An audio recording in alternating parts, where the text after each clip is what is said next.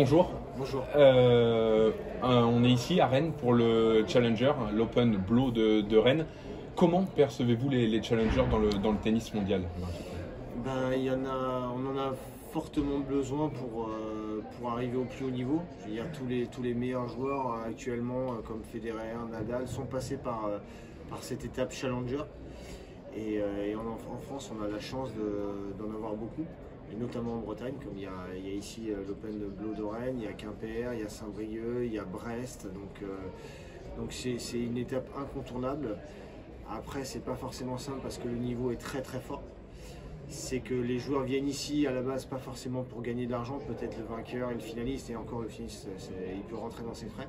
Sinon, ils viennent ici vraiment pour prendre des points, pour passer à l'étape supérieure qui est après les gros tournois, les ATP 250, les ATP 500, et puis après les Masters 1000 et les grands chelems. Donc moi j'en ai disputé beaucoup par le passé. Et surtout c'est que, comment dire, c'est que le niveau est étant très très fort maintenant par rapport à moi quand j'y ai joué il y a une dizaine d'années. C'est très homogène, et si on arrive à se sortir de ces tournois-là, c'est que derrière, c'est qu'on a le niveau pour aller au-dessus, quoi. Donc vous venez de le dire, il est très fort, et si on s'en sort, c'est qu'on a le niveau. Vous percevez donc les challengers plus comme un tremplin que comme les tournois de l'ombre du circuit? C'est un tremplin ou c'est une relance? C'est parce qu'il y a des joueurs aussi, même sur les gros challengers, on a vu cette année, l'année dernière, il y avait des joueurs du top 100 qui jouaient les challengers parce que ça correspondait à leur calendrier. Ils avaient besoin de gagner des points, ils avaient besoin de gagner des matchs pour reprendre de la confiance. En fait, c'est un tremplin ou s'ils se servent de ces tournois comme comment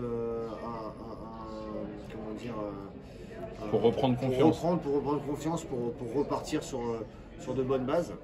Donc ça, en fonction du profil de joueur, il y a deux aspects différents. Et donc vous trouvez ça normal par exemple un Lucas Pouille ou Jo-Wilfried Tsonga aille à Bordeaux l'année dernière pour disputer? Après, c'est un choix du joueur.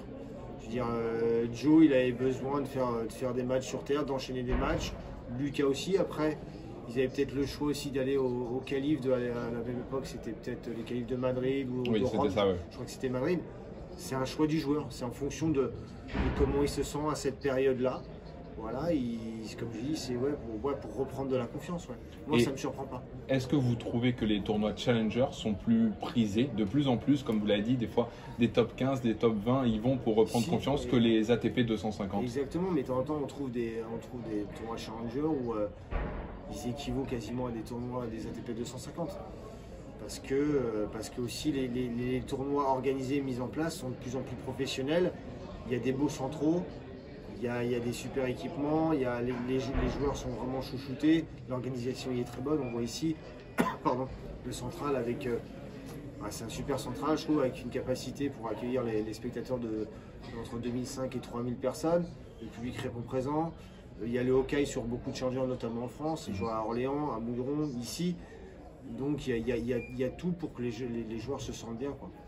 Et on a vu de nombreux challengers, comme on vient de le dire, comme par exemple à la Mouratoglou ou à Phoenix, qui se déroulent entre les deux Master 1000 américains de la première tournée, qui ont énormément de joueurs. Est-ce que si les challengers sont un tremplin pour les joueurs, est-ce que les challengers ne peuvent pas être un tremplin pour le propre tournoi qui veulent ensuite aller sur les circuits ATP 250? Après, tout dépend aussi de l'infrastructure, tout dépend aussi du budget qu'a le tournoi, et est-ce qu'ils ont les installations nécessaires pour monter au-dessus. Ouais. Après, mais de temps en temps, il y a des tournois aussi qui sont très bien placés et qui n'ont pas besoin forcément de mettre un budget supplémentaire pour avoir de très bons joueurs. Je vois le tournoi entre Indian Wells et Miami, c'est Phoenix. Phoenix. Et c'est en fait ce tournoi, il a la particularité en fait d'être ouvert à l'inscription pour tous les joueurs. Alors que normalement, ça va jusqu'au top 50 et il y a des wildcards pour les 50 premiers, sur 2 pour les 50 premiers. Mais vu que c'est une période Indian Wells, Miami, où on peut faire très peu de matchs sur une longue période, ils ont ouvert ce tournoi à tous les joueurs, quoi. Moi j'ai pu jouer à mon époque, c'était Sunrise. Ouais. C'était Sunrise et j'ai pu jouer, j'ai perdu contre Berbiche au deuxième tour. Ouais. Et Soderling, lui, il n'a pas eu le wildcard parce que la wildcard des wildcards étaient déjà attribués.